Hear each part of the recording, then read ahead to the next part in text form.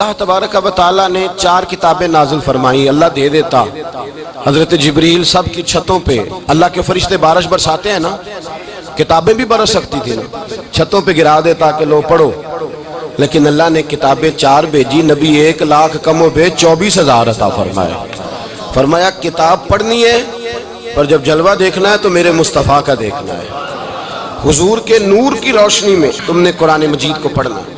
بھائی سمجھ نہیں ہے، میں آج تک سمجھ نہیں آئی، آج تک کہ گاڑی کا پتہ ہے کہ اس کی ہینڈ بریک کہاں ہے، اس کا کلچ کدھر ہے، اس کی فلاں چیز کدھر ہے، پھر بھی ایک استاد پیسے بھی لیتا ہے، 15 دن ساتھ بھی بٹھاتا ہے، پھر طریقہ سکھاتا ہے۔ جب ایک چھوٹا سا کام بغیر استاد کے نہیں آتا تو دین بغیر استاد کے آ جائے گا؟ اور دین کے مسئلے باریک ہیں، یاد رکھیں، شیطان حملے کرتا ہے، باریک بات ہے۔ تکبر والا جنت میں نہیں جائے گا، ریاکاری والے کی عبادت قبول نہیں ہوگی، حسد والے کے اعمال ضائع ہو جائے، جھوٹ بولنے والے کو حضور نے فرمایا میں اسے مومن ہی نہیں مانتا۔ اب یہ ساری چیزیں جو باطنی نقص ہیں، یہ بیماریاں ہیں باطن کی، آپ اگر دوائی نہ لیں تو آپ کے جسم کی بیماری نہیں جاتی، درویش کے پاس نہ جائیں تو آپ کی روح کی بیماری نہیں جاتی، جھوٹ نہیں چھوٹ سکتا، بدی نہیں چھوٹے گی۔ ہم نے دیکھا ہے تھوڑی دیر کے لیے لوگ مسجد آتے ہیں، نماز شروع کرتے ہیں، عمرہ کر کے آئے تو شروع ہو گئی، تھوڑا سا حج کر لیا شروع ہو گئی، خدا نہ خواستہ گھر میں کسی کا انتقال ہو گیا تو نماز شروع ہو گئی، تو ٹھیک کریں، لیکن وہ بعد میں چھوڑ جاتے ہیں۔ قائم کون رہتا ہے؟ قائم وہ رہتا ہے جس کے پیچھے کوئی قائم رکھنے والا ہوتا ہے۔ موبائل بند ہو جاتا ہے اگر بیٹری اس کی چارج، ہم اللہ والوں کے پاس جاتے ہیں، ان کی 2 باتیں بیٹری چارج کر دیتی ہیں، وہ ہمیں بتاتے ہیں کہ جینا کس طرح ہے، انسانیت کیسے تم نے اپنے اندر پیدا کرنی ہے، تم نے اللہ سے ڈرنا کس طرح۔ ان کی باتیں دلوں کو نرم کرتی، ان کی گفتگو انسان کو بدل دیتی، ان کی صحبت میں بیٹھنے والا بڑا آگے جاتا ہے، جو ان کی خدمت عالی مرتبت میں رہتا ہے اللہ اسے اسی طرح کا رنگ عطا کرتا ہے۔ سنیں، میرے نبی پاک سید عالم علیہ السلام کے صحابی حضرت ابو ذر غفاری نے پوچھا حضور ایک بندہ نیک لوگوں سے پیار کرتا ہے پر ان کی طرح کے کام نہیں کرتا، اس کے بارے میں حکم کیا ہے؟ کوشش کرتا ہے پر غلطی رہ جاتی ہے، پر پیار سچا کرتا ہے، تو آپ ترغیب و ترہیب پڑھیں۔ میرے رسول پاک نے فرمایا جو جس سے پیار کرے گا جنت میں اسی کے ساتھ کھڑا کیا جائے گا۔ کہہ رہے ہیں کہ حضور عمل نہیں کرتا، ایک مرشد کامل، لیکن میرے بھائی جو رب کریم کے بندے تھے ان کا رشتہ اصلاح کا رشتہ تھا، پیر کے ساتھ رشتہ اصلاح کا رشتہ ہوتا ہے۔ وہ جو لوگ رسمی بیعت کرتے ہیں نا، ٹھیک ہے مرید ہو گئے چلو روزی میں برکت ہو جائے گی، اس سے بھی انکار نہیں۔ اعلیٰ حضرت فرماتے ہیں بیعت برکت کی بھی بڑی بات ہے، اور دلیل کیا ہے؟ آپ فرماتے ہیں اگر اصحاب کہف کا کتا ولیوں کے پاس بیٹھ جائے اللہ اسے خالی نہیں رکھتا، تو ولیوں سے پیار کرے گا تو کیسے خالی رہ جائے گا؟ بیعت برکت بھی بڑی بات، لیکن جب آپ مرید ہوں تو جس مکتب میں جائیں اس کا سبق یاد کریں، جس چیز سے روکا جائے اس چیز پر، سمجھ آ رہی ہے میری بات کی؟ لوگ کہتے ہیں جی معرفت کیا ہوتی ہے، تو معرفت آپ قرآن مجید کا 15واں سپارہ آخر سے اور 16واں سپارہ شروع سے پڑھیں، حضرت خضر اور جناب موسیٰ کا واقعہ دیکھیں، وہ ساری معرفت کی بات ہی تو ہے۔ ایک بندہ قتل کر دیا جناب خضر نے، حضرت موسیٰ کہتے ہیں یہ کیا کیا؟ آپ فرمانے لگے یہ اپنے باپ ماں کے لیے تکلیف کا سبب بن جانا تھا لہذا قتل کر دیا، بچوں کی دیوار سیدھی کر دی، یہ ساری تفصیل قرآن مجید میں ہے۔ تو حضرت سیدنا موسیٰ علیہ السلام کہنے لگے یہ کیا؟ فرمایا ان کا باپ بڑا نیک آدمی تھا۔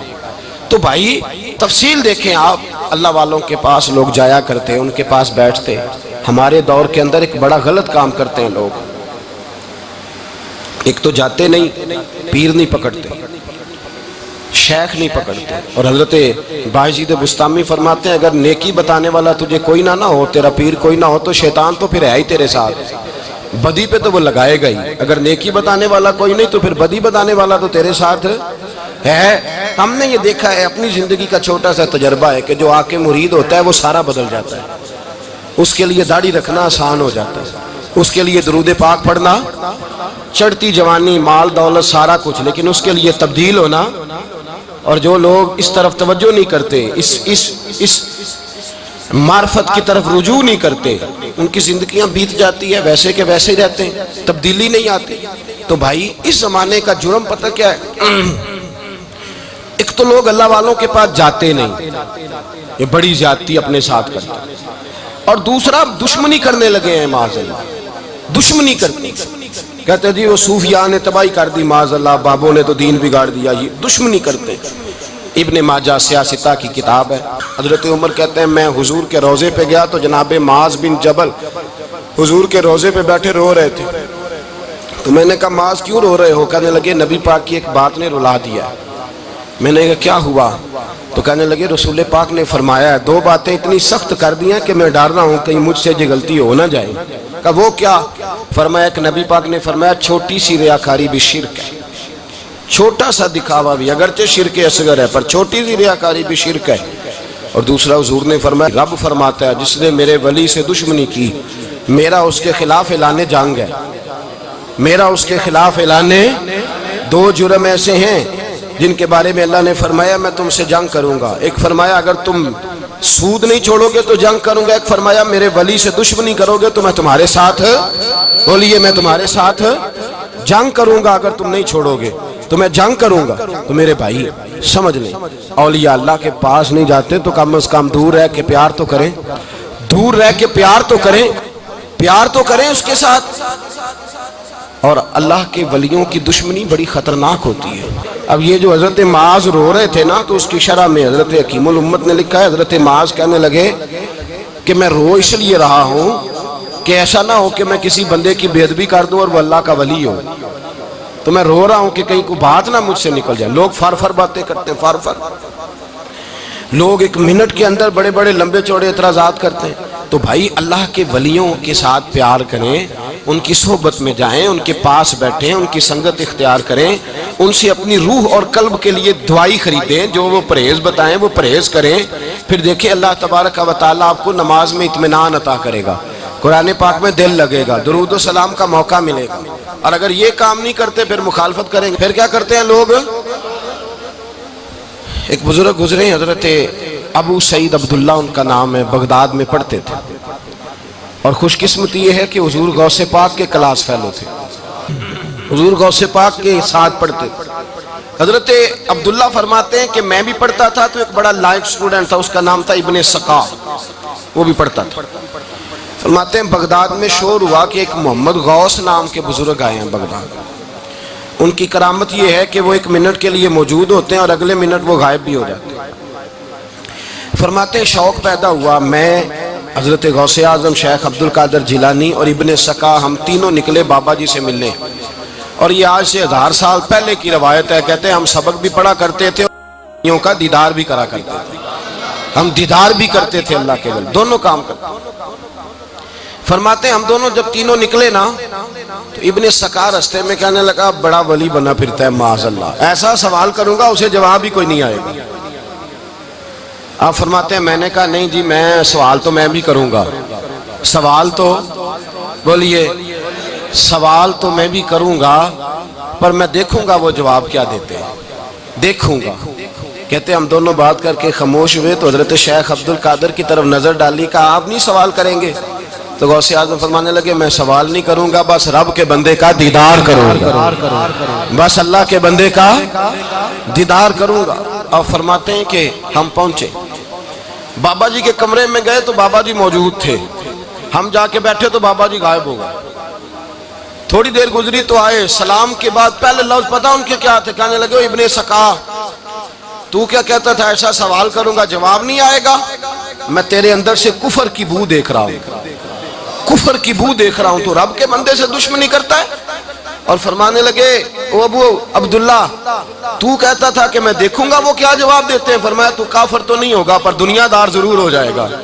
کہتا پھر بابا جی نے رخ پھیرا غوث پاک کی طرف اور کہنے لگے عبد القادر تو کہتا تھا میں رب کے بندے کا دیدار کرنے جا رہا ہوں، فرمایا جا میں تجھے دعا دیتا ہوں جب تک تیرا قدم نہیں لگے گا اللہ کسی کو ولایت عطا نہیں کرے گا، جا میں تجھے دعا دیتا ہوں جب تک تیرا قدم نہیں لگے گا رب کسی کو ولایت۔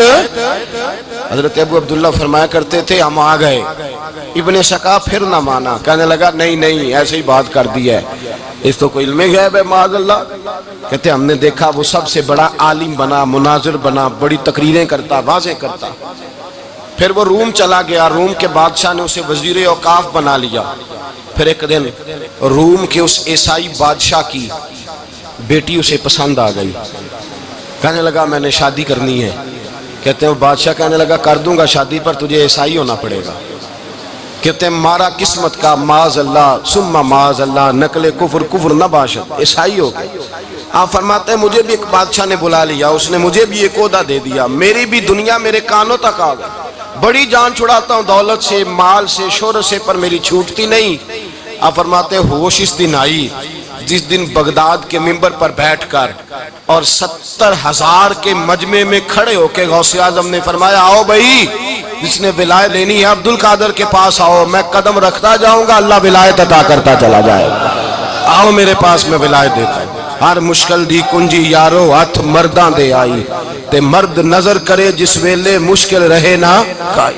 لوگ دشمنی کرتے ہیں، اللہ والوں سے اللہ ملتا ہے، اللہ کے بندوں سے معرفت کا حسن ملتا ہے، اللہ کے بندے بیعت اپنی کرتے ہیں، جھکاتے اللہ کی بارگاہ۔ اللہ تبارک و تعالیٰ کے بندوں کے پاس بیٹھنے سے رسول اللہ کا پیار ملتا ہے، اللہ کے بندوں کی صحبت حضور کے دروازے تک لے جاتی ہے، رب کریم کے بندوں کی صحبت عاجزی سکھاتی ہے، اللہ کے بندوں کے پاس بیٹھنے والے اللہ اللہ کرنے لگتے ہیں، رب کریم کے بندوں کے پاس بیٹھنے والوں کو سجدے کا نور حاصل ہوتا ہے۔ اور میرے بھائی اگر تو نے کسی کے ہاتھ میں ہاتھ دیا ہو تو ملے گا کیا؟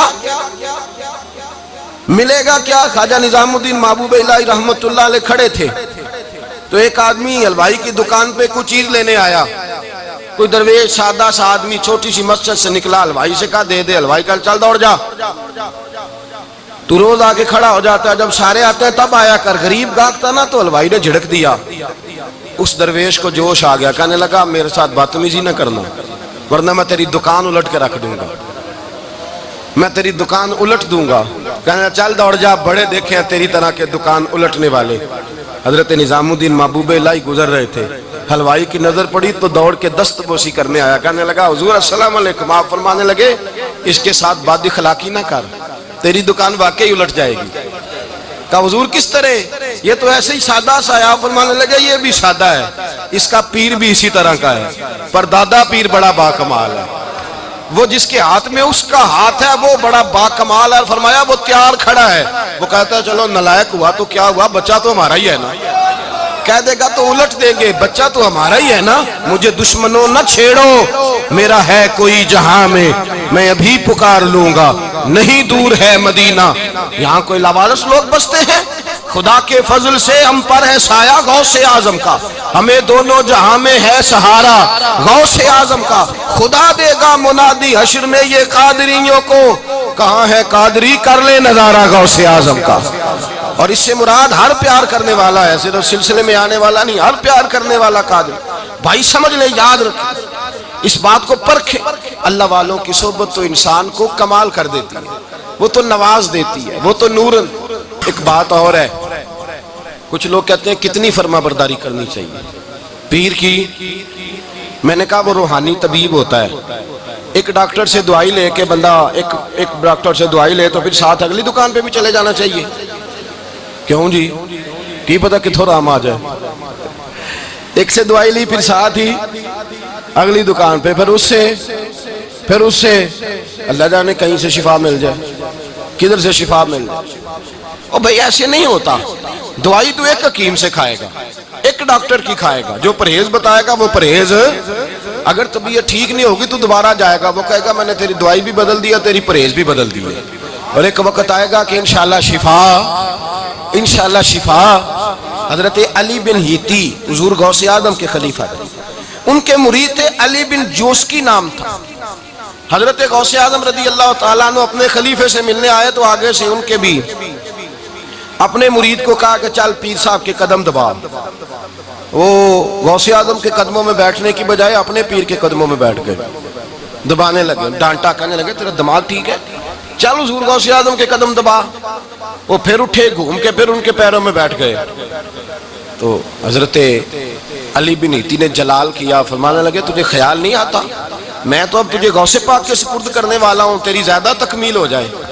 جب یہ بات کہی تو حضرت علی بن جوس کی رو پڑے، چیخے مار کے روئے، وہ روئے تو غوث پاک بھی روئے، اور فرمانے لگے علی بن ہیتی اسے مجھے نہ دے، یہ جس پستان سے دودھ پینے کا عادی ہو گیا اب اسے کسی اور جگہ مزہ نہیں آئے گا، اسے یہیں رہنے دے، یہیں رہنے دے۔